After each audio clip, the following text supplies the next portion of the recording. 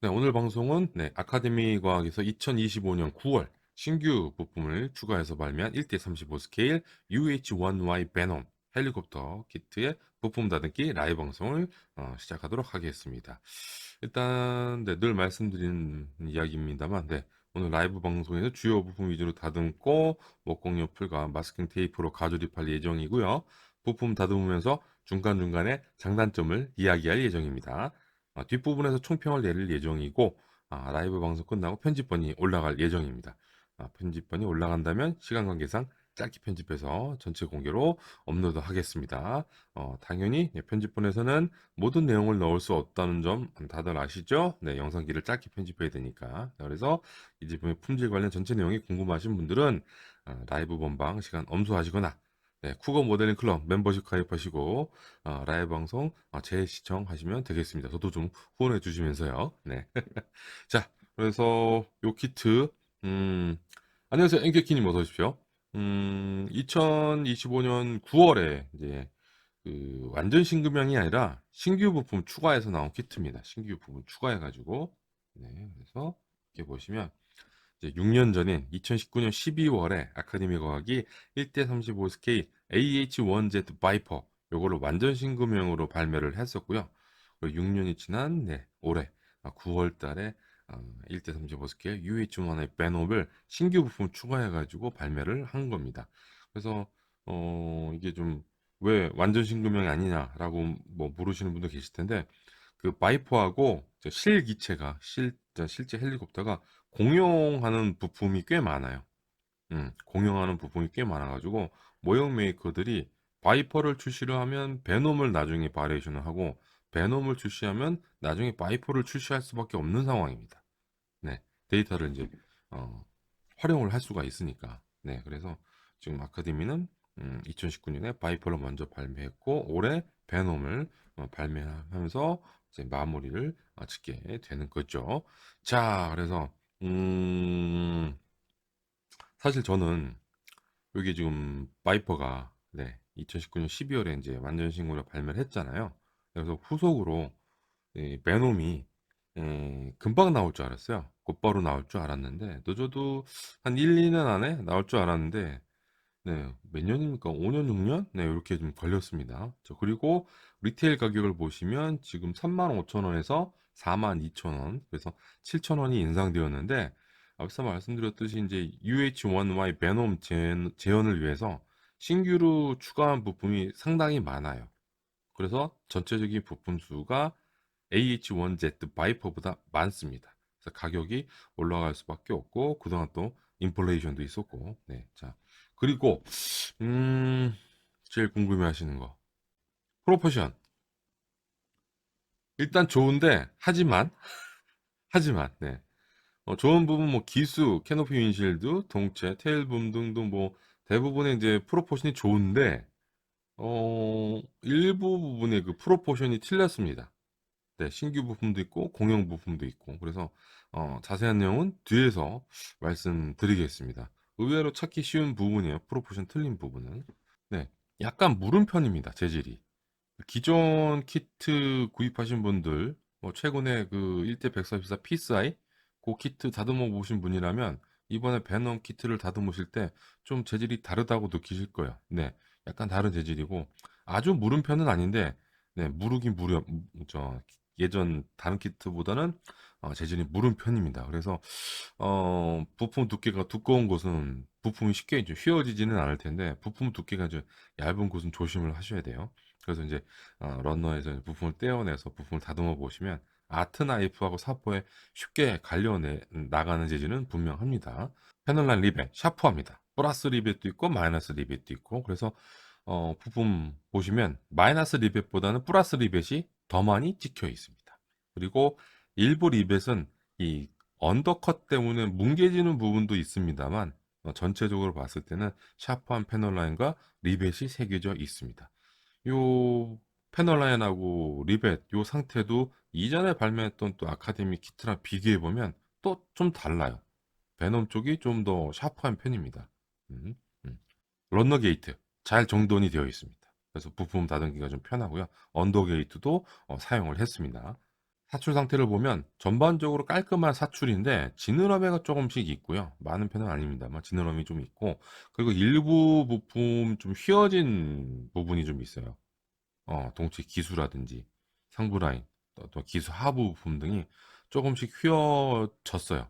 뭐 사출할 때는 휘어지지 않았겠습니다만 이제 키트 박스 안에 이제 러너를 넣고 포장, 배송 과정에서 이제 부품 두께도 얇고 그 다음에 재질도 좀 무른 편이라서 휘어졌다고 좀 생각이 드는데 그런 부분이 있고 그 다음에 일부 부품이 좀 금형이 좀 쓸린 자국이 조금씩 있고요. 그 다음에 부품 측면 보면 오프셋이 있어가 좀 다듬어줘야 하는 부분도 좀 있습니다. 뭐 심한 편은 아닙니다만. 자, 그리고 앞서 말씀드렸듯이 요즘 1대30 보스키 UH1의 베놈이 완전 신규명이 아니라고 말씀을 드렸잖아요. 네, 공용하는 부품이 있거든요. 먼저 발매했던 그 바이퍼 키트하고 공용하는 부품이 있는데 지금 신규 런너는 런너 A, C, E, F, G, 투명 런너 H까지 다 신규 런너입니다. 그리고 공용 런너는 네, 지금 B 런너 요거 요거하고 메인 로터, 런너 D 요거 두 벌이 들어있죠. 그래서 공용 런너는 총 세 벌이 들어가고 나머지 일곱 벌 요게 UH1Y 신규 런너입니다. 그래서 신규 런너 부품 비중이 70% 이상이 됩니다. 네, 그래서 어떻게 보면 완전 신규명이라고도 볼 수 있긴 한데 그래도 네, 뭐 공용으로 사용하는 런너가 세 벌씩 들어가니까 그래서 이런 식으로 지금 베놈 키트가 구성이 되어 있습니다. 네, 네, 키트입니다. 네, 벨 라이센스 받은 제품이고요. 자, 여기 열어보면 네, 설명서 있고 네, 데칼, 마스킹 실, 애칭 이렇게 들어가 있고요. 이런 식으로 제가 좀 부품을 좀 다듬어 놨습니다. 일단 바이퍼 제작을 해보셨거나 키트 가지고 계신 분들은 부품 수가 완전히 네, 차이가 나는 걸 아실 거예요. 되게 많아요. 박스 크기도 완전히 달라졌고 그래서 저도 이거 기본 부품만 다듬는데 좀 시간이 걸렸는데 일단은 가조립해가지고 프로포션 확인할 정도까지는 네, 부품을 다듬어가지고 네, 이렇게 좀 정리를 좀 해놨습니다. 자, 이렇게 해가지고 보시면 동체 네, 부품인데 앞서 말씀드렸듯이 뭐 좀 요런 데뿐만 아니라 조금 아이고 먹공유 불도 안 됐네. 조금은 네, 두꺼운 부분은 좀 든든한 편이긴 한데 요런 데 네, 그죠? 요런 데는 좀 휘어지기 좀 쉬워요. 그리고 요런 데 네, 이렇게 숭숭 눌리죠? 네. 그래서 이런 부분들은 좀 많이 휘어지지 않게 좀 조심을 하셔야 됩니다. 자, 이렇게 해서 옆으로 빼놓고 자, 설명서. 설명서. 일단 설명서 보자마자 짜증이 확 네, 저는 올라왔어요. 네. 이게 내용이 많아서 재본을 할 거라고 생각을 했는데 역시나 재본을 하지 않았습니다. 일단 세 개로 나눴어요. 음, 그래서 이런 식으로 설명서 두 장인 거고 도색 데칼 가이드 근데 이것도 설명서로 취급을 했으니까 매뉴얼 3라고 되어 있으니까 그래서 이렇게 세 장으로 나눠서 흑백 하고 도스테카 가이드는 칼라로 이렇게 인상했습니다. 일단은 판형은 음, 안에 내용이 많아서 그런지 판형은 커졌습니다. 네, 다른 설명서, 다른 그 아카데미 에어로 키트 설명서보다는 커졌고요. 그리고 네, 여기 보면 도색 도리정보 이렇게 예전처럼 이렇게 해놨고 요거까지 잘 해놨는데 역시나 음, 설명서 스텝별로 네, 그 각 단계별 설명이 없습니다. 네. 자, 그리고 설명서 스텝 1 시작하기 전에 상단에 이렇게 그 마스킹 C라고 애칭, 접착 가이드를 이렇게 좀 표시를 해놨는데 이것도 좀 잘했어요. 네, 좀 더 컸으면 좋겠지만, 네, 제 생각으로는 어디 가니? 여기 도스텍 가이드에다가 이렇게 크게 인쇄를 했으면 이제 요 조그만 게 이렇게 들어가는 거잖아요. 훨씬 더 보기 편했을 텐데 네,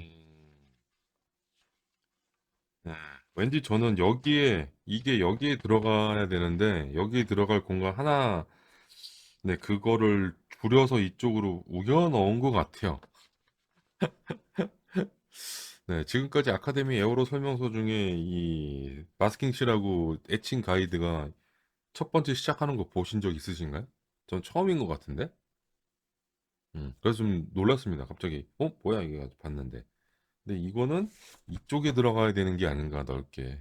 훨씬 더 보기 편하게. 그죠?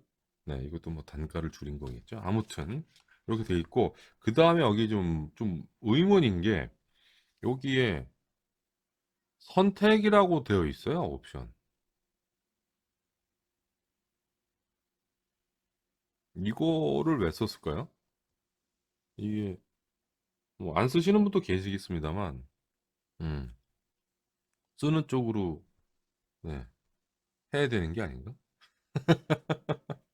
어? 어, 네, 이런 것들, 네, 좀 의문이었고, 왜 해놨는지, 옵션이란, 그걸 했는지 의문이고, 그 다음에, 스텝 1 이렇게 쭉 가면, 뭐, 제작하시면서 뭐, 느끼셨을 수도 있는데, 일단, A5, 조종석하고 캐빈 바닥면 부품인데, 음, 이렇게 된 다음에 2에 26분을 붙이게 돼 있거든요. 네. 근데 이렇게 가면서 이거를 뒤집어야 돼요. 부품을. 이게 좀 아랫면이에요. 상면이 아니고. 여기 뭐, 파일럿 의자가 접착이 되는 부분이 아니고 이게 바닥면이에요. 동체 조립하면은 보이지 않는 부분이거든요. 그래서 오른쪽으로 할 때는 네, 좀 상면이 그려져 있죠. 그래서 이 화살표를 그냥 화살표로 하면 안 되고 뒤집으라는 이런 표시가 좀 있어야 되는데 왜 그런 얘기를 하냐면 이 접착 가이드가 그 부품 위아래 다 뚫려 있어요. 그래서 이거 주의하지 않으면 바닥면에 뭐 이런 걸 뭐 붙이실 수도 있어요. 음, 주의를 하지 않으면. 그래서 이 화살표를 단순히 오른쪽으로 가는 화살표가 아니라 부품을 뒤집으라는 그런 모양의 화살표에다가 부품을 뒤집으십시오라는 문구까지 좀 있어야 되지 않나라는 생각이 듭니다. 네. 자, 이렇게 좀 안내가 없었고, 그 다음에 설명서를 보시면 이런 추가 설명이 있잖아요. 제가 하도 지랄지랄 그래서 그런지 몰라도 추가 설명이 꽤나 많이 뭐 이런 거 있죠. 뭐 A1과 A2 결합 시 표기된 부분이 너무 솟구치거나 내려앉지 않도록 주의하세요. 네.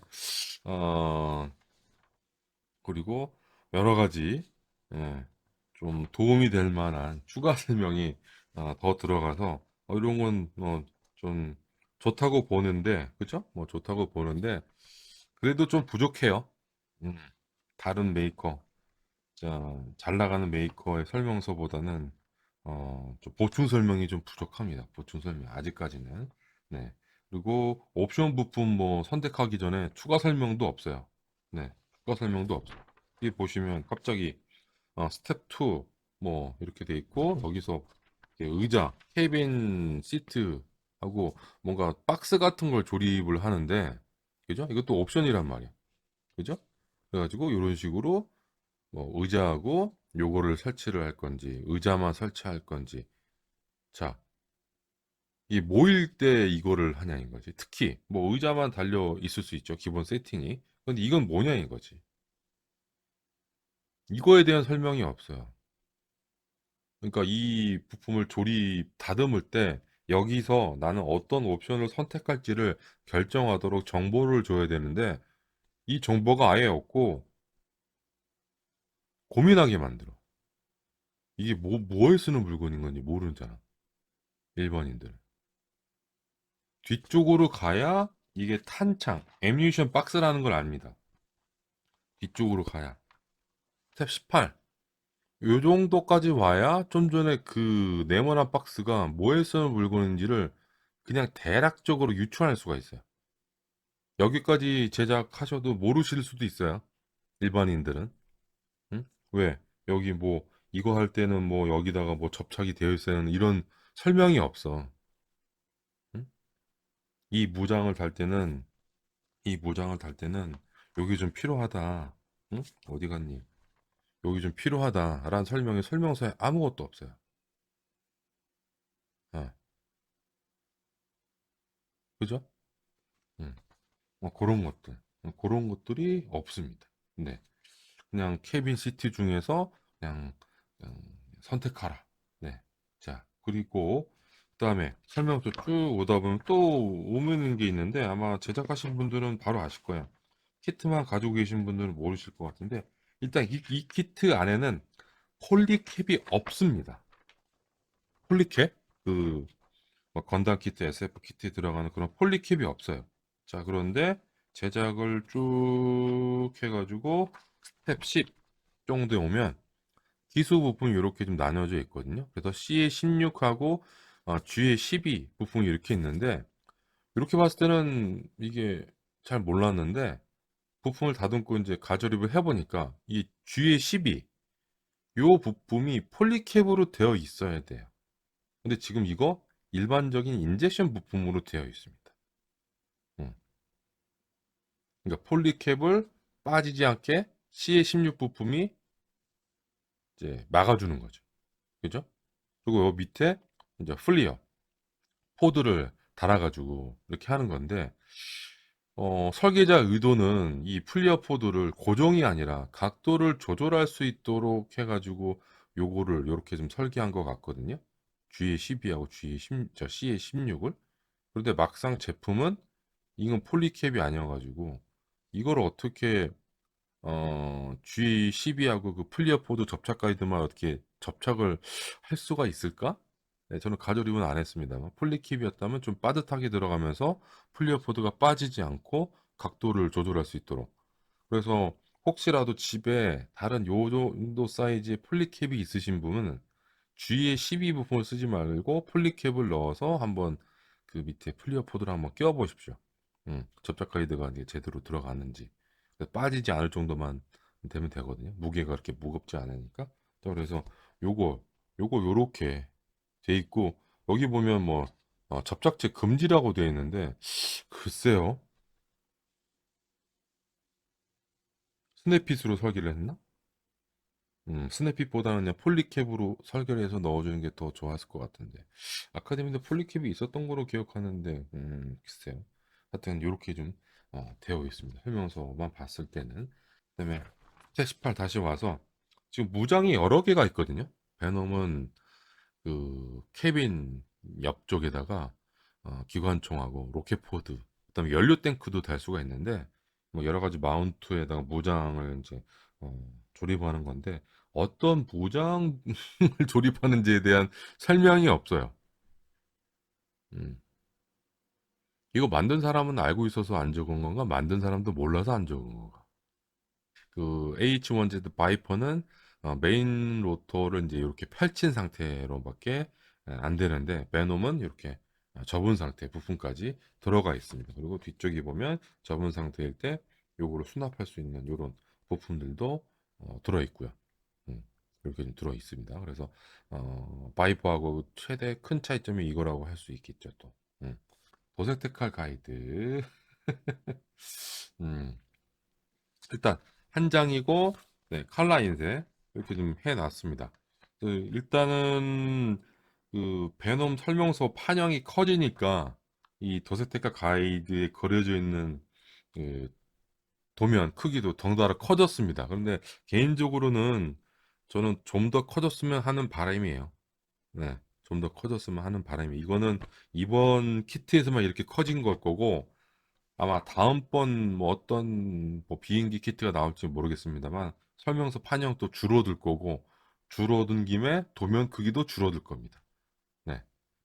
그리고 요거는 설명서가 내용이 많아서 이렇게 세 개로 분할했지만 이것도 나중에 흑백으로 인쇄할 가능성이 커요 또. 그래서 일단은 설명서 판행이 커져서 덩달아 이렇게 이전 에어로 아카데미 에어로 키트보다는 보기가 좀 더 편해졌습니다. 하지만 개인적으로는 더 커졌으면 좋겠다. 이것도 커졌으면 좋겠고 그리고 앞서 설명서 스텝 1 위에 있던 요거 마스킹 C라고 애칭 가이드는 여기다가 꼼수로 넣을 게 아니라 차라리 이렇게 크게 해놨으면 네, 40대 이상이신 분들이 보기 더 편해졌겠죠? 네, 보기 편해졌을 겁니다. 자, 그리고 마킹 5종에 대한 도색대가 가이드가 들어가고, 그 다음에 타콤은 생략했던 어떤 기체인지에 대한 네, 대략적인 네, 이것도 좀 부족합니다만 이렇게 좀 다 적어놨습니다. 저 미 해병대 마킹이 들어 있고요. 자, 그리고 설명서 도색 데카까지 말씀드렸고 데카라고 네, 이렇게 좀 마스킹 실이 있는데 일단 마스킹 실 일단 요거는 공용이 아닙니다. 그 바이포하고 네, 그 캐노피 윈실드가 완전히 다른 형상이어서 네, 이렇게 한 장으로 재단이 되어 있습니다. 음, 재단이 되어 있고 그동안 들어있던 아카디 마스킹 실 품질이 좋았기 때문에 얘도 좋을 거라고 생각이 들어요. 그리고 지금 바이퍼 같은 경우는 마스킹할 부분이 그렇게 많지 않은데 얘 같은 경우는 되게 많잖아요. 그죠? 지금 설명서 보시면 아시겠습니다만 네, 꽤나 많아요. 꽤나 많아서 저 키트에 들어있는 이 마스킹 실을 최대한 선택이 아니라 필수로 사용을 하셔야 될 겁니다. 네, 이렇게 됐고 그 다음에 애칭 이렇게 한 벌이 들어있는데 이것도 음, 새로 만든 거죠. 네, 바이퍼.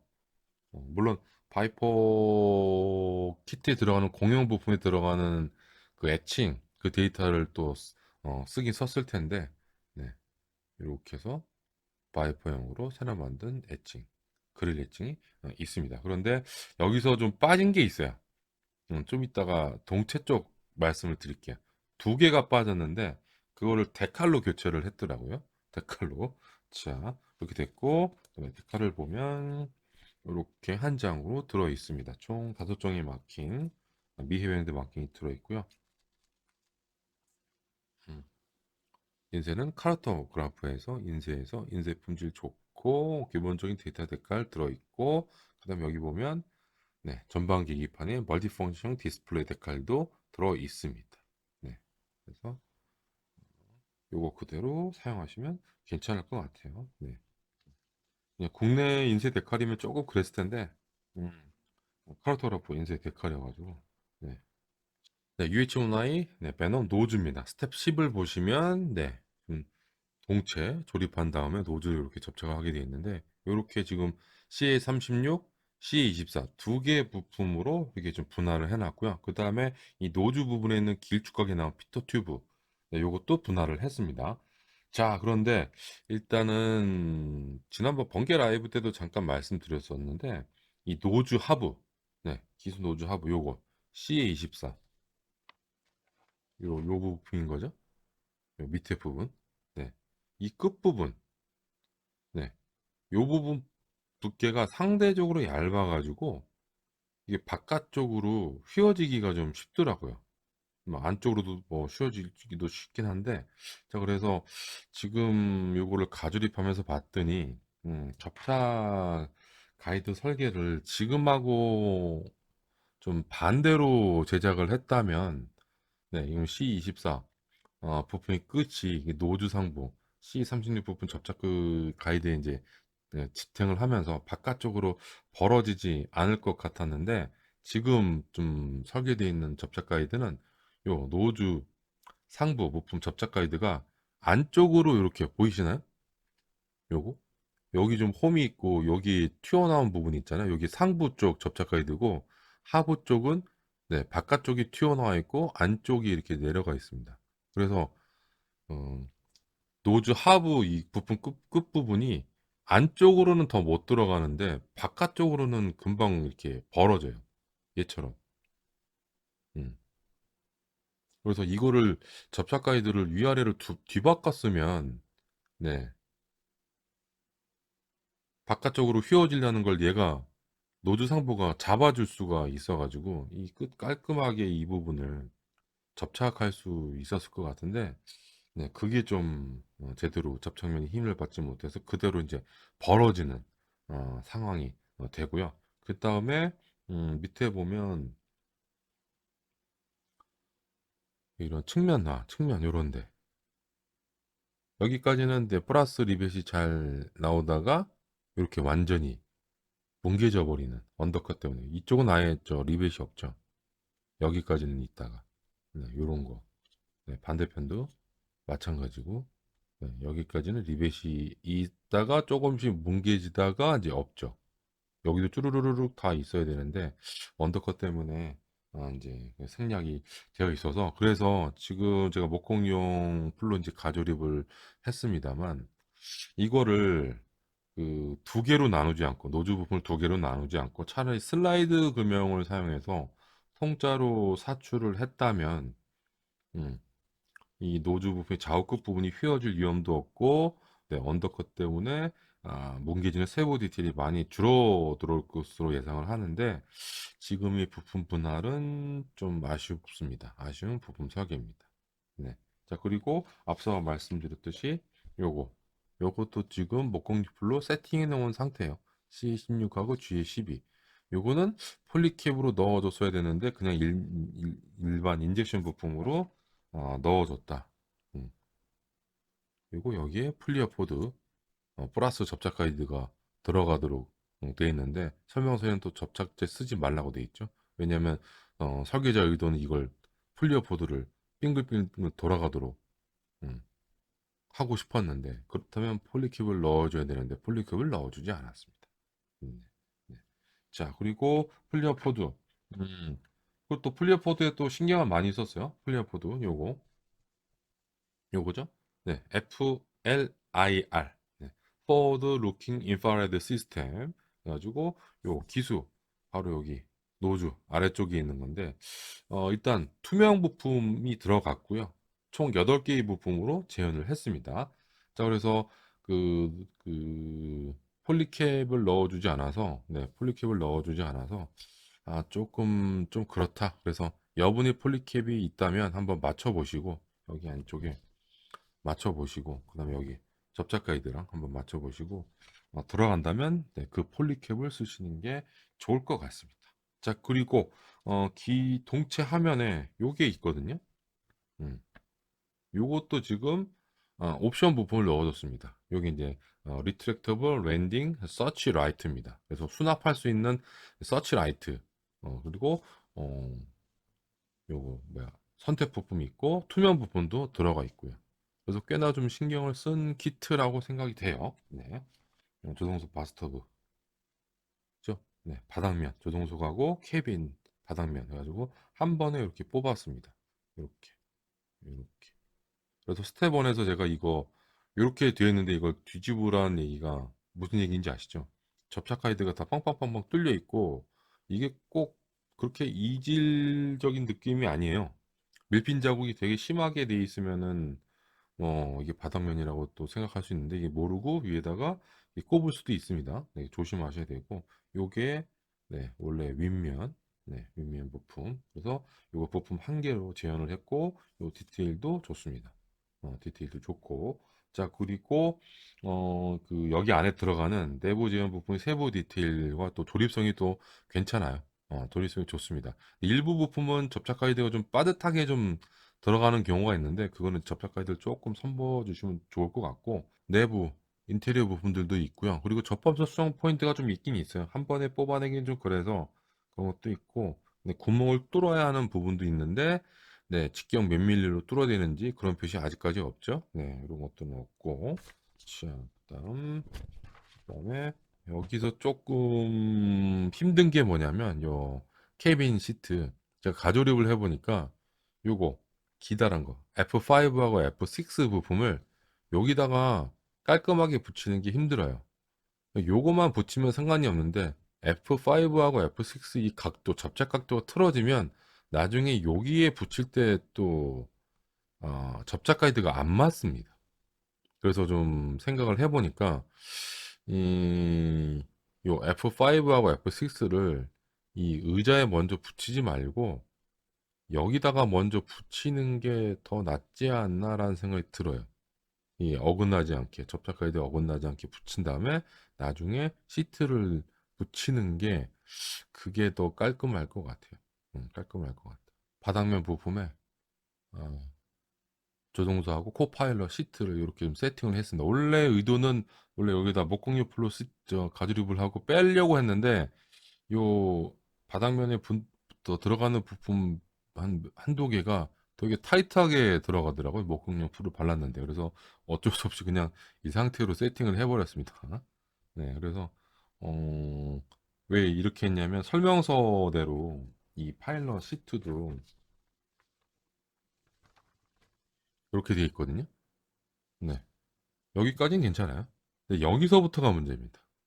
이거. F40, F41, F23을 이 형상, 요 모양을 유지하면서 붙이기가 좀 힘들어요. 거기다가 이 C34까지 붙여야 돼. 이게 좀 모양이 무너질 수밖에 없어서 그래서 이 바닥면에 좀 어느 정도 고정시켜 놓고 그 다음에 차근차근 한 다음에 이렇게 해놓은 의자를 나중에 여기다가 세팅하는 게 편할 것 같아서 이렇게 했는데 일단 편하긴 편합니다. 네, 편하긴 편해요. 그래서 요 조립할 때 좀 어렵게 느끼시는 분은 아예 이제 바닥면에 이렇게 좀 목공용풀로 가조립을 하고 나서 굳은 다음에 다른 부품들을 모형의 접착제로 붙인 다음에 나중에 다시 떼어 내시는 게 편할 것 같습니다. 자, 이렇게 이거 다 목공용 풀로 한 건데 네, 어렵지 않게 세팅이 가능했습니다. 음, 이렇게 했습니다. 저는 늘 말씀드리지만 저는 이제 목공용 풀이기 때문에 이렇게 좀 떡칠을 하는 겁니다. 네, 모형의 접착제를 이렇게 떡칠하시면 안 돼요. 네, 부품이 녹습니다.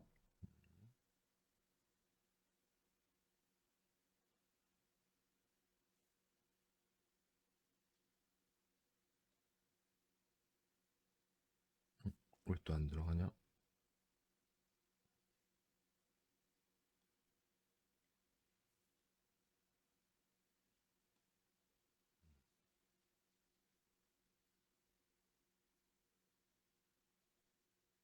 그래서 수직으로 잘 들어가도록 이렇게 세팅을 해주시면 됩니다.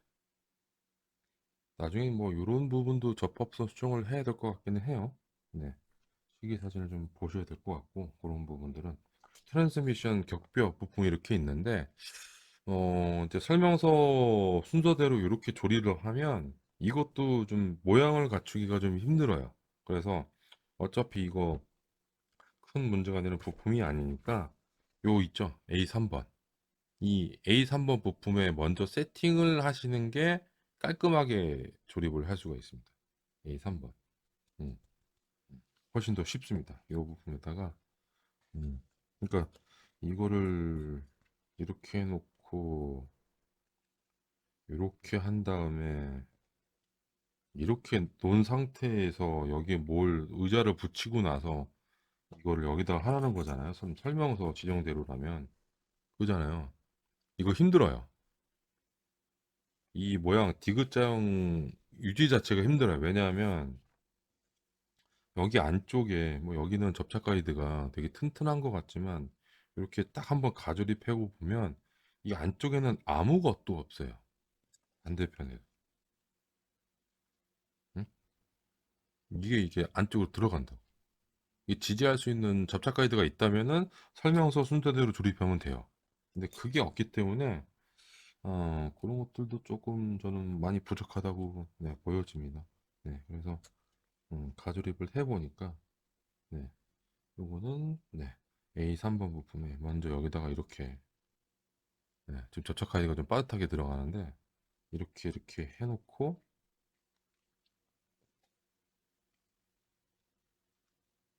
이게 더 훨씬 더 깔끔하잖아요. 좀 목공용품 하나도 안 썼는데 그죠? 응? 무드리 접착제로 하면은 깔끔하게 이렇게 폐압이 딱 안정적으로 딱 되잖아요. 이 상태에서 의자를 딱 붙이는 게 더 낫지 않겠어요? 음. 설명서의 조립 순서는 네 마음에 안 든다. 네.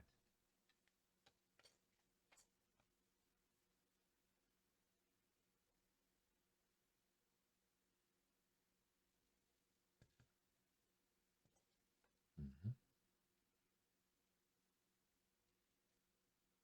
음.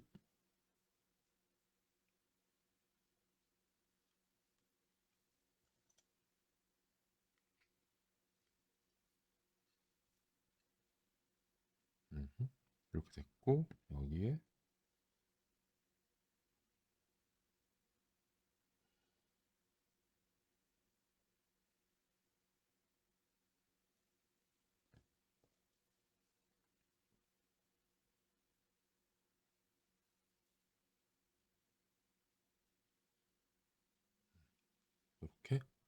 모양 유지가 잘 됩니다.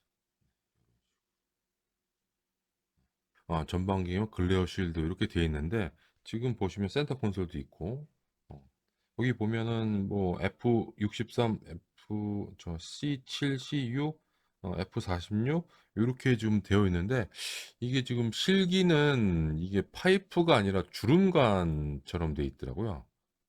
일본말로 자바라. 네, 주름관처럼 되어 있는데 이제 아카데미는 요거를 그냥 파이프처럼 재현을 했습니다. 이거 오렌지색처럼 보이는 거 있죠? 요거를 재현한 거거든요. 네. 뭐 매끈한 파이프로 해석을 할 수도 있긴 한데 일단은 네, 실기는 이렇게 주름관처럼 되어 있습니다. 네. 조립을 이렇게 해서 나중에 노즈 부분 조립을 하게 되면 이 노즈 부분에 그 다운워드 비전 윈도우 있죠? 네, 발 쪽에 이렇게 유리창이 있잖아요. 요거는 이제 밑에 면을 조종사가 발 밑을 보기 위해서 일부러 뚫어 놓은 창이거든요. 그래서 이 창 안쪽으로 내부 디테일이 보이는데 아카데미는 그것까지는 고려하지는 않은 것 같아요.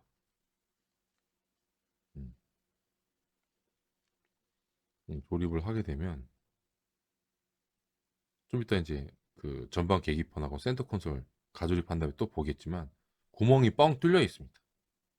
이 어느 부분을 이야기하냐면 보이시죠? 기수, 네, 플리어포드 요 부분 이 중간에도 뭔가 있어야 돼요.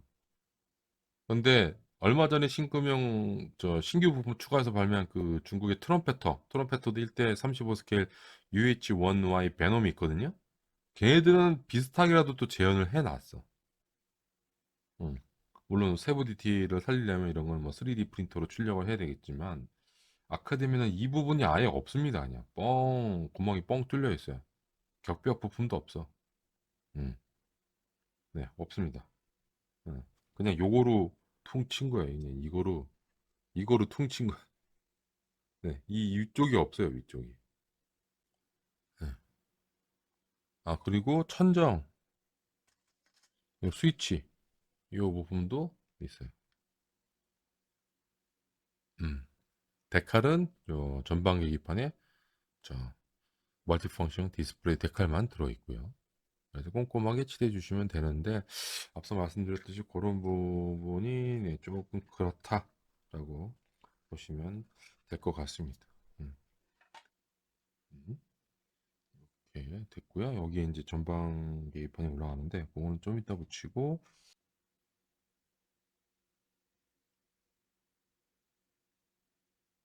음, 이렇게 접착을 했습니다. 부품 한 개만 네, 접착을 못했고요. 접착 가이드를 좀 다듬어줘야 되고 그리고 요 클레이실 때 요게 전방 계기판 이렇게 올라가는 거고 그 밑에 파이프 같은 부분들도 네, 음, 추가로 접착을 해야 되는 겁니다. 이렇게 네.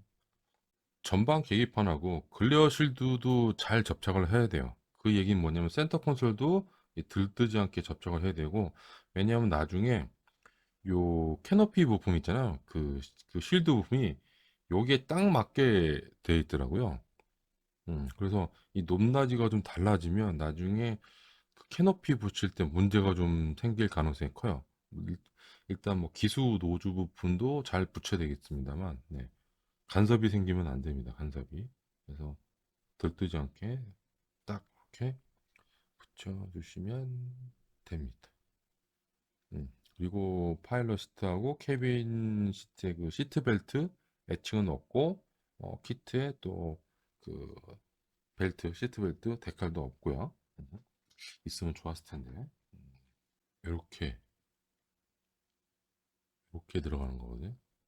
네, 구멍 보이시죠?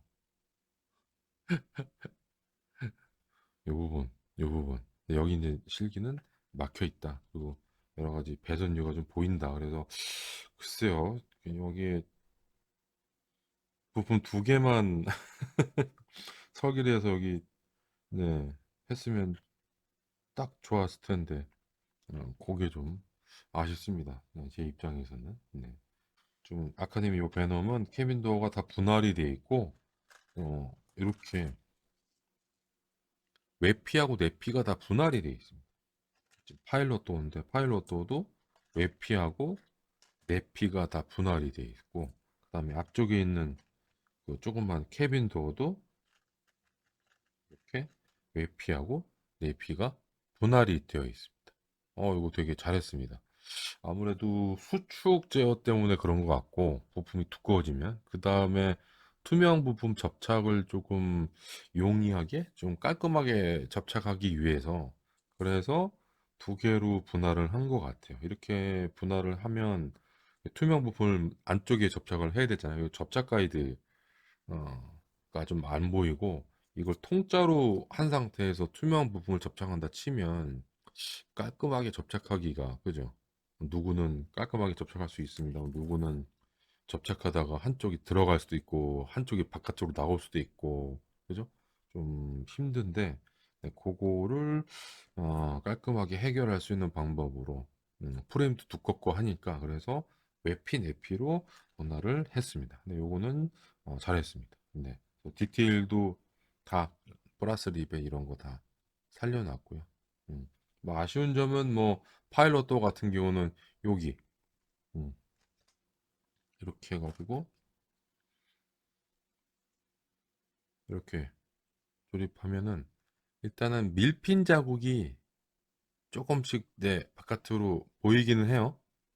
네, 이런 밀핀 자국들이 조립하면 또 가려져 안 보이는 부분도 있긴 하지만 완벽하게 안 가려지는 부분도 있고, 그리고 파일럿도 같은 경우는 이렇게 열었을 때 이쪽 단면 보면 이제 실기는 여기 구멍이 좀 뚫려 있거든요. 근데 그것까지는 하지는 못했다.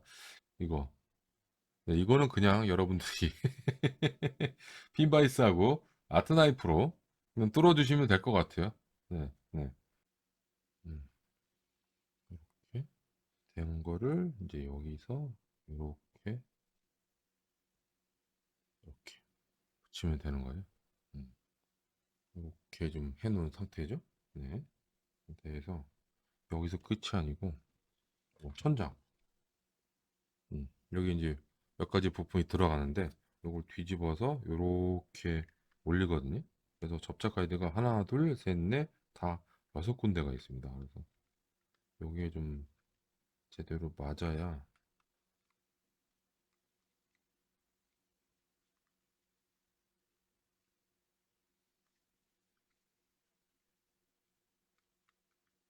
이렇게 동체 조립을 했을 때 문제가 없는 거예요.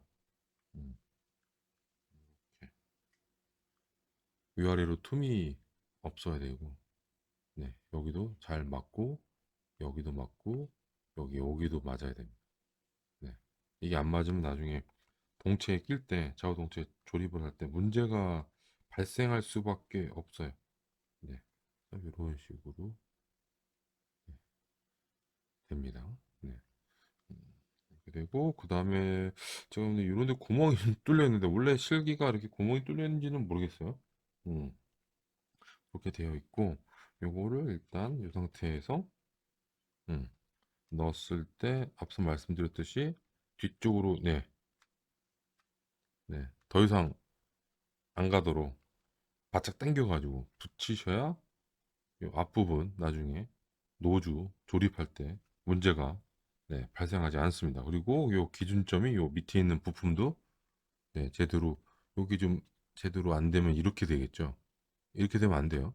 네, 뒤에도 맞고 여기도 맞아야 되고 바짝 붙이셔야 됩니다. 그래서 이 상태에서 이렇게 끼워 넣었을 때 그냥 스무스하게 들어가잖아요. 네. 안쪽에 뭔가 조립이 제대로 안 되면 음, 제대로 안 들어갈 겁니다. 네, 그리고 위에 보시면 이 뒤쪽 되게 타이트하죠. 요 부분 공간이 그렇게 앞부분은 조금 공간이 좀 있는데 뒷부분은, 이것도 이렇게 뜨면 안 돼요. 나중에 여기 접착할 때 설명서에도 표기가 되어 있는데 이 들뜨지 않도록 제대로 접착을 안 해주시면 또 문제가 또 발생을 하게 됩니다. 자, 그래서 일단은 요거 이렇게 다시 한번 떼어내고 그 상태에서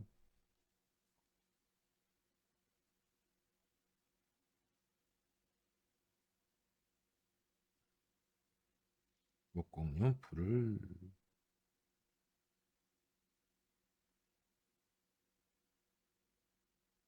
발라줄게요.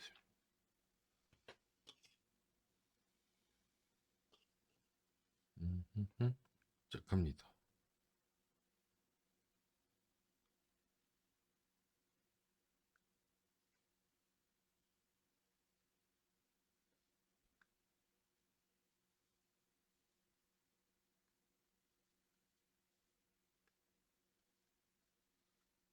음, 네, 잘 맞았고, 아이고, 또 모르니까,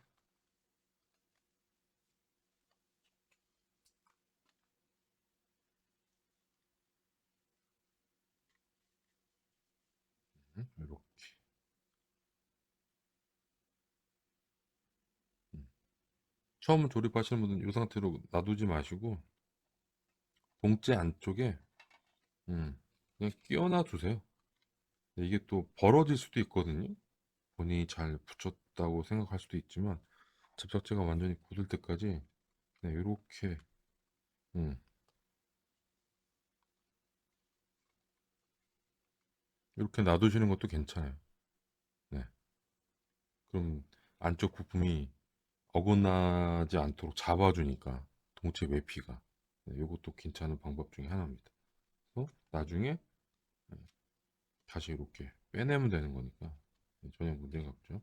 음, 자 이렇게 됐고 조립을 해 볼게요. 네. 네, 이렇게 돼 있거든요. 요거 2의19 요 부분도 빠뜨리시면 안 되고 요 참고 부가 설명이 있으니까 이것도 꼭 보시고요. 네. 그다음에 요거 위아래 특히 이제 위가 많이 이제 벌어질 텐데 그거를 딱 또 집게 같은 거라든지 어떤 수단을 동원해서라도 네, 요거 벌어지지 않도록 접착을 하셔야 되고 밑에 부분도 좀 조심하셔야 돼요. 밑에 부분도 은근히 잘못 조립을 하면 틈이 좀 발생을 하더라고요. 동체 쪽. 네. 그래서 꼼꼼하게 접착을 하셔야 됩니다. 이 상태에서 끼워 넣겠습니다.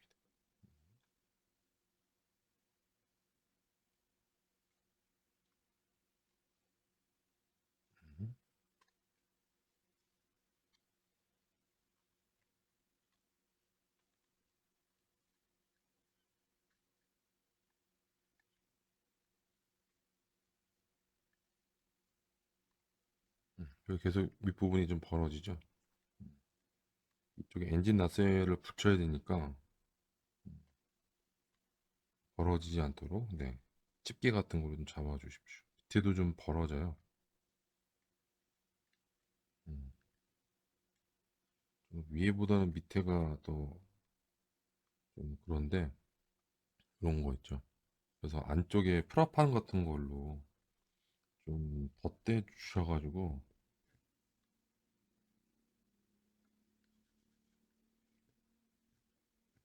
단차가 안 새기도록 해주셔야 할 것 같아요. 틈도 틈이지만 마스킹 테이프를 사용해서 이렇게 하겠습니다. 여러분들은 집게 같은 걸 사용해서 꽉 네, 완전히 굳을 때까지 이렇게 해주시면 좋을 것 같아요. 자, 이렇게 좀 되어 있고 혹시나 몰라서 네, 기수 노즈 한번 이렇게 한번 넣어 볼게요. 네, 이렇게 되는 거죠.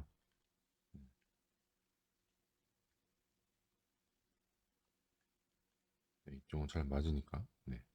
그거 말씀해 주신 거 이제 다 이제 얘기할 거예요.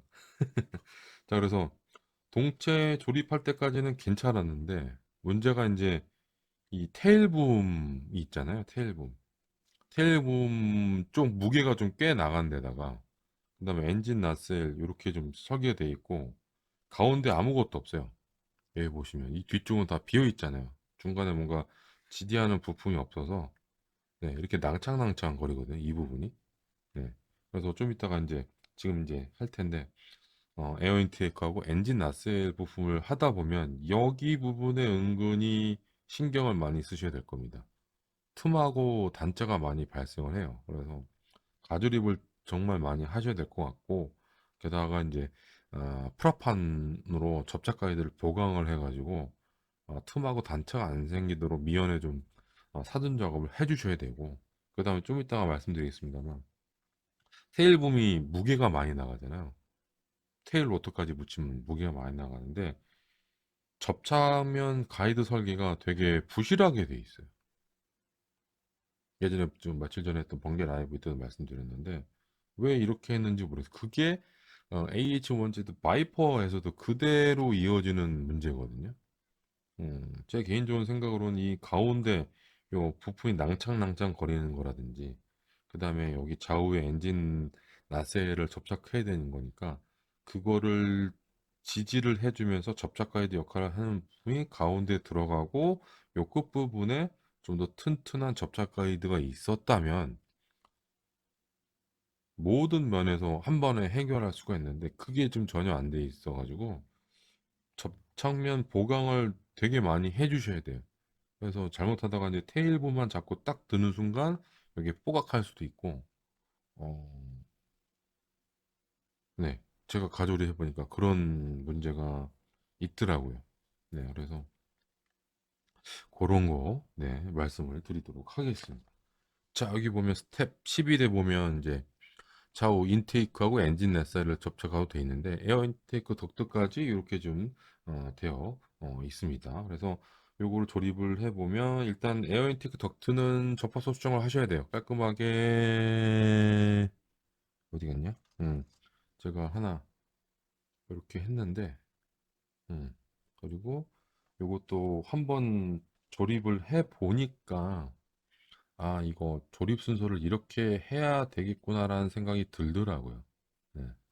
그래서 이제 오늘 방송 하기 전에 이제 이 오른쪽 에어 인테이크만 한 번 더 이제 가조립을 미리 좀 해놓은 건데, 처음 할 때는 좀 당황스러울 거예요. 가조립을 안 하셨다면, 가조립을 안 하셨다면, 그래서 가조립은 필수로 해야 되고, 자, 그래서 일단 미리 어제 저녁에 미리 가조립해 놓은 거, 그래서 목공용 불 삐져나온 거 좀 제거를 하고, 네, 이렇게 되어 있습니다. 일단 음, A6하고 A7이거든요. 엔진 나셀 조립부터 저는 이제 접착 가이드 설계가 부족한 걸 느끼기 시작했어요. 동체 쪽에도 좀 느꼈지만, 그래서 어, 그, 그 엔진 좀 뭐야 엔진 나셀하고 에어인텍 조립을 조금이라도, 네, 이 부분에서 조금이라도 잘못하면 뒤쪽 요 엔진 나셀하고 이그저스트 페어링 부품이 있죠. 거기까지 영향을 미치더라고요. 네, 계속 연동이 되고, 그리고 보시면 아시겠습니다. 접착 가이드 설계가 되게 타이트하게 돼 있어요. 접착면도 좁고 접착 가이드도 작아요. 그리고 앞서 말씀드렸듯이 안쪽에 가운데 쪽에 뭐 든든한 지지대 부품이 없어서 요 협소한 접착면에 의지를 해야 됩니다. 네, 요거거든요. 2에 16. 요게 있어가지고 위쪽은 든든하게 접착이 되는데, 밑에 면하고 엔진 나셀 쪽은 전혀 상관이 없어요. 전혀 상관이 없다는 거. 네. 나머지 부분은 위험합니다. 그래서 요거를 설계를 할 때 뒤쪽에도 접착 가이드 추가를 해가지고 나중에 접착하는 뭐 에어 인테이크라든지 엔진 나셀 부품을 든든하게 접촉할 수 있는 그런 게 있었다면 뭐 이런 문제가 발생하지 않았을 텐데, 엔진 나셀과 에어 인테이크 부품이 요런 데만 엔진 나셀에만 의지를 하고 있어서, 네, 좀 문제가 되는 것 같아요. 그래서 그 설계도 좀 빈약한 게 아닌가. 딱 맞춘 거고, 그리고 여기서 보더라도, 네, 덕트 접합선 수정해야 되고요. 네. 자, 그리고 요것도 좀 깔끔하게, 그나마 깔끔하게 좀 조립을 했는데, 이건 저기 뭐야, 설명서 순서대로 조립을 안 했어요. 제가 설명, 설명서 순서대로 조립을 하면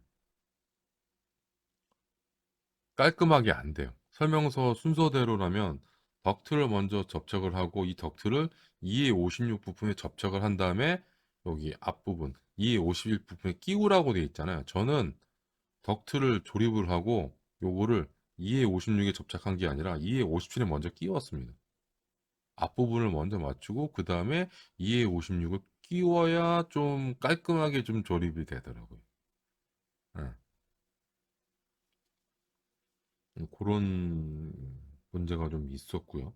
그리고 여기 여기다가 이제 끼울 때부터 이제 문제가 발생을 하는데 좀 접착 살기가 좀 빈약을 해서 틈이 계속 네 발생을 하더라고요. 그래서 두 번째 조립할 때는 그 제가 처음 조립할 때 발생했던 틈이 발생하는지 봐야 될 것 같고 그 다음에 이그저스트 페어링 이렇게 있잖아요.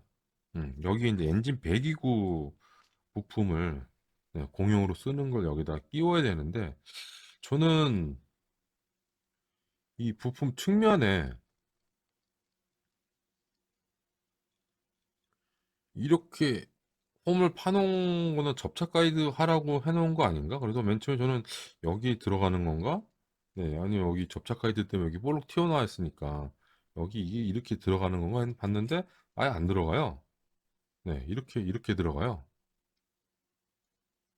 그리고 안쪽에 뭔가 볼록 튀어나온 그것도 없고, 음. 그리고 더 황당한 건 이거를 어디까지 넣어야 되는지 접착 가이드가 없습니다. 단지 여기 마이너스 접착 가이드 때문에 더 이상 안 들어가서 이렇게 접착할 수밖에 없는데 이거는 좀 아니지 않나라는 생각이 들어요.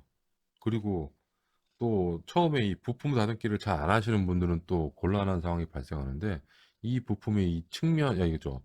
부품 표면이 되게 거칠게 튀어나와 있어요. 이거. 음, 똑같이. 네, 여기는 지금 제거 안 한 거죠. 여기 볼록 튀어나와 있어요. 이것 때문에 또 문제가 발생합니다. 네, 문제가 발생해서 접착면을 좀 깔끔하게 다듬어 주셔야 돼요. 네, 그런 것 같아요. 네, A10하고 결이 비슷해요. 뭐 같은 곳에서 설계를 한 곳이니까 설계자도 같은 사람이 했을 거고. 그리고 지금 처음 나온 게 아니고 예전에 나왔던 것도 와이퍼랑 맞춰야 되니까. 공용 부품 쪽에는 또 개수를 할 수 없었고 그 부분 그대로 썼으니까 또 문제가 또 예전 문제가 그대로 발생을 했고 음,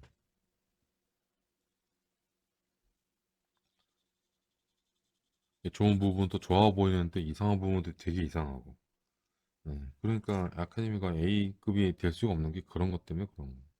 네, 그래서 이렇게 해야 이 이그저스트 부품이 바깥쪽으로 튀어나오지 않게 딱 되거든요. 근데 분명 그냥 대충 붙이시는 분이 계실 것 같아요, 이거.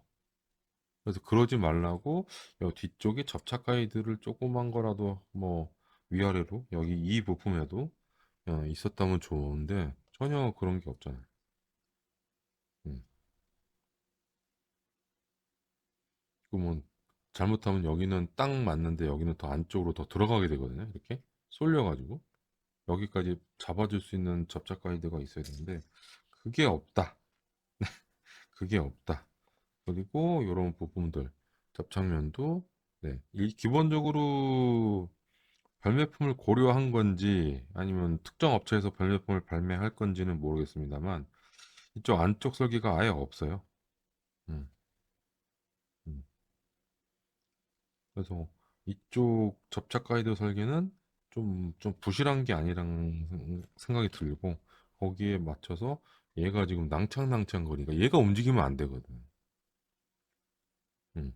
그래서 중간에 부품이 들어가서 얘를 딱 잡아 이게 휘어지지 않게 잡아주면서 네, 얘를 결합을 했을 때 이 부품들이 딱 맞아야 되는데 지금 동체부터 시작해가지고 엔진낫에 조금이라도 설계자의 의도에 안 맞게 조립을 하면 여기서 문제가 많이 발생하더라고요. 여기서. 그래서 쉽지는 않습니다. 초반에는 좀 잘 나가다가 뒤쪽에서는 좀 쉽지 않은 결과가 나오더라. 네.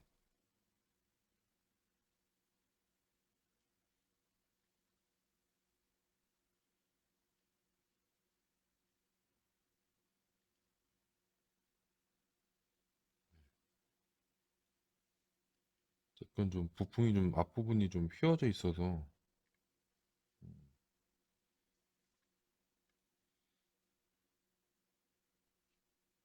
일단 여기 이렇게만 맞춰 놓는 걸로 하겠습니다. 네, 이렇게 하는 걸로 하고 여기서도 좀 앞에서도 좀 얘기를 했었죠. 네, 요거 파이퍼랑 공용 부품입니다. 네, 공용 언더에 들어있는 거 공용이고 요거 버티컬 핀도 공용이고요. 네, 요것도 공용이었던가?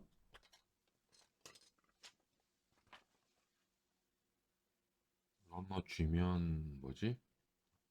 공용이 아니었던 것 같은데. 아, 신규 런너네. 신규 런너에 들어간 네, 엘리베이터, 싱크로나이즈드 엘리베이터 부품. 아무튼 음, 테일붐 쪽. 자, 여기서도 좀 할 얘기가 많은데, 자, 요겁니다. 테일붐 스텝 15부터. 자, 그래서 이렇게 쭉 접착을 한 다음에 동체하고 접착을 할 때는 요 G19 요 부품을 써야 되는 거거든요. 네, G19. 이 동체와 연결해주는 접착 가이드 부품 설계가 이상해요. 이것도. 어, 일단 요게 지금 테일붐 안쪽으로 들어가는 건데 이것도 거의 스냅핏으로 설계가 돼 있어가지고 저는 이거 핀바이스로 좀 직경을 좀 넓혀준 겁니다. 키트 그대로 넣으면 나중에 안 빠질 것 같아가지고 부러질 것 같아가지고 그래서 요렇게 해서 요렇게 들어가는 건데 그래서 이제 접착 가이드가 이제 테일붐하고 한 몸이 되도록 이렇게 한 거는 이해가 되는데 문제는 이쪽 면이에요. 동체 쪽에 접착되는 면. 여기는 그 엔진 나스 여기 있죠. 여기랑 요렇게 붙거든요. 이렇게 여기에 요렇게 붙는 거예요. 음. 그래서 위쪽은 접착면을 충분히 이제 확보를 하는데 여기 아래쪽은 이 조그만 접착 가이드 플러스 접착 가이드 6개가 있는데 이게 그냥 여기에 붙는 거예요. 여기 이렇게 이것보다는 훨씬 더 커야 되지 않을까? 이 무게가 이 요것만 해도 좀 상당해요. 이 통짜 슬라이드 근육 찍은 부품 하나만 해도 무게가 상당한데 여기에 버티가 핀에 테일 로터 붙고 그다음에 여기 또 엘리베이터 요거까지 붙으면 무게가 더 나가는데 게다가 길이가 길잖아요. 어? 길이가 길다고 길이가 길면 이 길어진 만큼의 하여튼 또 공학동 얘기하면 또 머리 아플 테니까 하여튼 패스할게요. 네. 네, 그래서 어, 요 접착면 설계는 좀 이해가 안 됩니다. 먼저 발매했던 AH1 바이프는 그 동체 면적이 적고 좁고 그 다음에 무게는 얘보다 훨씬 더 가볍기 때문에 좀 별 문제가 없을지 몰라도 얘는 지금 얘 이것만 해도 지금 무게가 나가거든요. 응? 보통은 여기 잡는 것보다는 이 테일 부분을 잡을 텐데 블레이드가 있는 상태면 이거 100% 부러집니다. 이거 이 부분. 응. 그래서 이 접착 가이드 설계가 진짜 무거운 그 베놈을 지탱할 수 있을지 그거 상당히 좀 의문이고요. 음, 요거 요거는 진짜 에러라고 보여지고 네, 그래서 저는 이제 이 접착 가이드 일부분을 제거를 하고 2, 3mm 정도의 두꺼운 플라판 네, 이 플라판을 사용해 가지고 길이가 긴 접착 가이드를 만들어 가지고 동체하고 테일붐을 든든하게 접착을 할 겁니다. 네. 자, 게다가 이 버티컬 핀, 이 뒤쪽 버티컬 핀 쪽을 여기 분할을 했잖아요. 이렇게 이렇게 분할을 했는데 이 분할한 접착면도 이렇게 돼 있어요. 왜 이렇게 작게 해놓은 거예요, 이거? 응?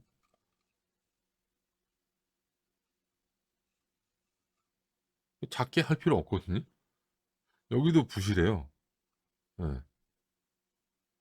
여기도 저라면 네 프라판으로 접착 가이드를 추가를 할 겁니다. 네.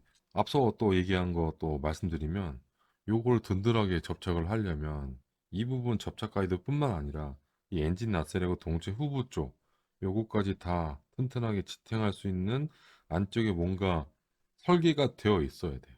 그리고 여기에 동그랗게 큰 뭐 마이너스든 플러스 접착 가이드 돼가지고 이렇게 끼워 넣든가. 그죠? 여기에 이렇게 조그맣게 튀어나온 접착 가이드로는 부족하고 여기에 든든한 접착 가이드 설계가 가운데 센터가 있으면서 여기에 동그란 플러스로 나와 있으면 여기는 마이너스로 들어가야겠죠. 그래가지고 이렇게 깊숙하게 들어가는 방식으로 응? 그렇게 설계를 했어야 되지 않나라는 생각이 듭니다. 네, 그래서 좀 되게 아쉬워요. 이 부분 설계는. 그렇게 해서 우여곡절 끝에 에어 인테이크 요거를 했는데 여기서 프로포션 문제가 생깁니다. 뭐 접착 뭐 요거 가이드 문제도 있지만 깔끔하게 조립할 수 없는 그런 문제가 있긴 하지만 여기 앞부분 형상이 틀렸어요. 음.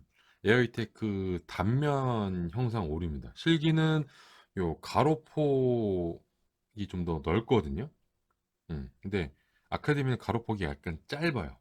그래서 정면에서 봤을 때는 네, 에어 인테이크 형상이 좋아 보이는데 이렇게 사선 또는 이렇게 저 정측면에서 보면 실기와는 많이 다른 형상입니다. 네. 그리고 요 인테이크 그립, 요 인테이크 그 끝부분, 요 두께도 두꺼워요. 자, 그래서 아카데미는 위든 아래든 똑같은 폭이잖아요. 그죠? 실기는 밑으로 내려서 좀 더 넓어집니다. 이렇게 해서 거의 뭐 같은 각도로 보려고 하면 네, 이렇게 되는데 확실히 실기는 이쪽 밑은 면이 좀 넓어요. 곡률이 더 되는 것도 있긴 하지만 그래서 요 형상을 제대로 재현을 못하니까 네, 에어인텍 담의 형상이 네, 좀 그렇습니다. 이 부분, 음, 이 부분, 좀 한번 찝혀 있는 부분,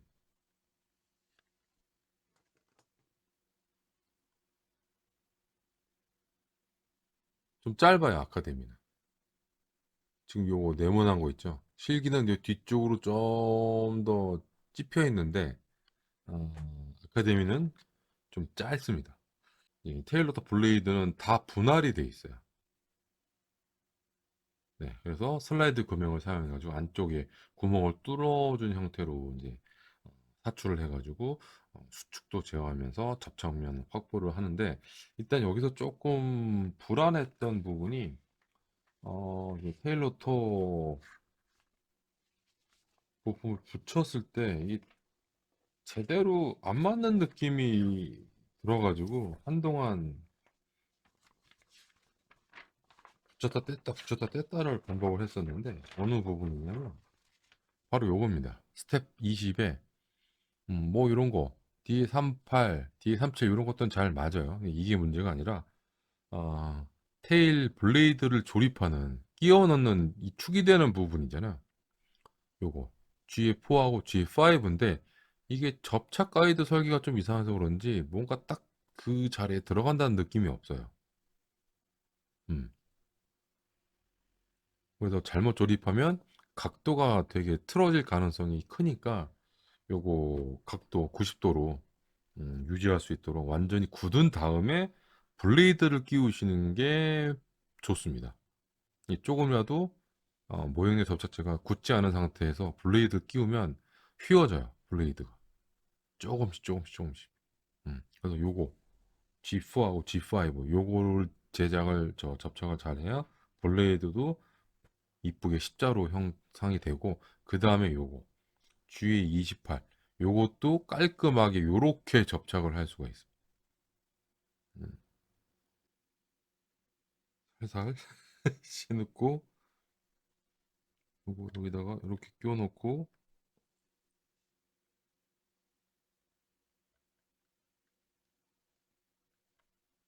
됐습니다.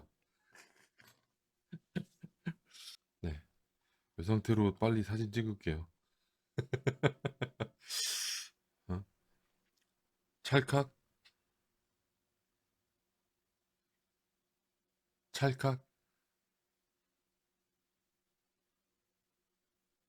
찰칵.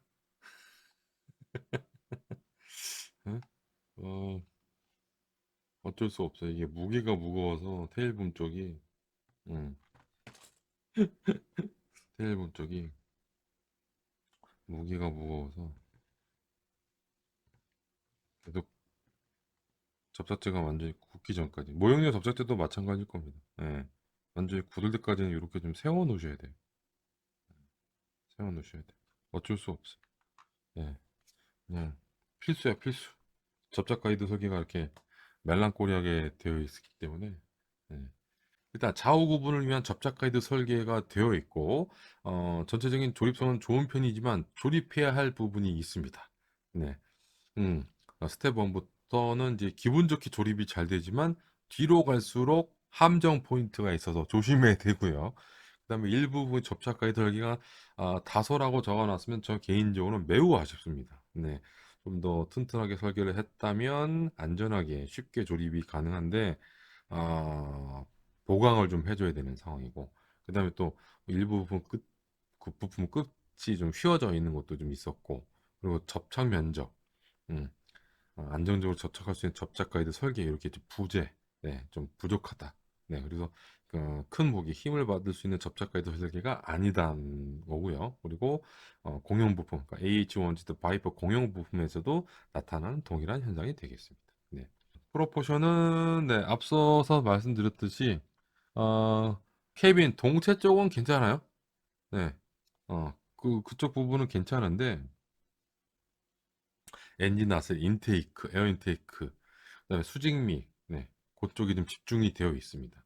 네, 집중이 되어 있고, 그다음에 또 추가로 말씀드리면 뭐 그 테일붐에 있는 그 체퍼 플레어 디스펜서 같은 거 있잖아요. 그 각도가 조금 이상해요. 음. 그런데 골 때리는 건 동체 앞부분에도 또 체퍼 플레어 디스펜서가 있거든요. 몰드가. 그거는 또 실기하고 똑같아. 예. 테일봄에 있는 요쯤에 있는 거 있잖아요. 지금 손가락 가리키는 요 부분. 요 꺾여 있는데 그냥 평평으로 된 게 아니라 약간 사선으로 좀 들어가 있거든요. 실기처럼. 근데 그 각도가 조금 애매하게 좀 되어 있습니다. 근데 앞부분에 달려있는 체플레 디스펜서는 또 제대로 되어 있고. 그래서 저를 좀, 네, 약 올리려고 그러는 건지, 이런 식으로 말씀을 드릴 수 있겠습니다. 네, 그래서, 또 빠뜨린 거 있나? 음, 요거 애칭이 뭐 여러 개 있잖아요 부품이 근데 여기서 좀 빠트린 것 같아요 애칭을 만들다가 그래서 이 빠트린 애칭을 요거 데칼 X 그릴 데칼로 대체를 했습니다 저 그릴 데칼이 어디에 들어가냐면 여기 여기 들어가요 반대편에도 여기 그래서 저는 딱 봤을 때 빠트린 것 같아요. 빠트려서 데칼로 넣어준 것 같습니다. 그래서 실기 사진 한번 살짝 보면 요거 허니콤 모양으로 된 요 그릴 네 요걸 빠트린 것 같아요. 애칭 만들 때. 그래서 부랴부랴 데칼로 넣어준 것 같습니다. 다른 부분에 뭐 그릴은 뭐 빠뜨리지 않고 다 넣어줬잖아요. 설명서 앞부분에도 보면 그 부분이 다 있는데 네 희한하게 그 부분만 빠뜨렸어요. 그 부분만. 총평 2019년 AH-1Z 바이퍼 발매 이후로 6년 만에 신규 부품을 추가한 UH-1Y 베놈이 발매되었습니다. 아카데미가 2025년에 발매한 에어로 키트 중에서 품질이 제일 좋은 것으로 생각합니다. 하지만 이 키트를 직접 가조립해보니까 완벽하지는 않더라고요. 숨은 그림을 찾듯이 부족한 점이 계속 발견되었습니다. 감사합니다. Following the release of the AH-1Z Viper in 2019, the UH-1Y Venom, featuring new parts, has been released for the first time in 60 years. I think this is the best quality aero kit Academy released in 2025. However, when I tried to assemble this kit myself, I found it was not perfect. Like finding hidden pictures I kept discovering flaws. Thank you. 골사인 그거였습니다.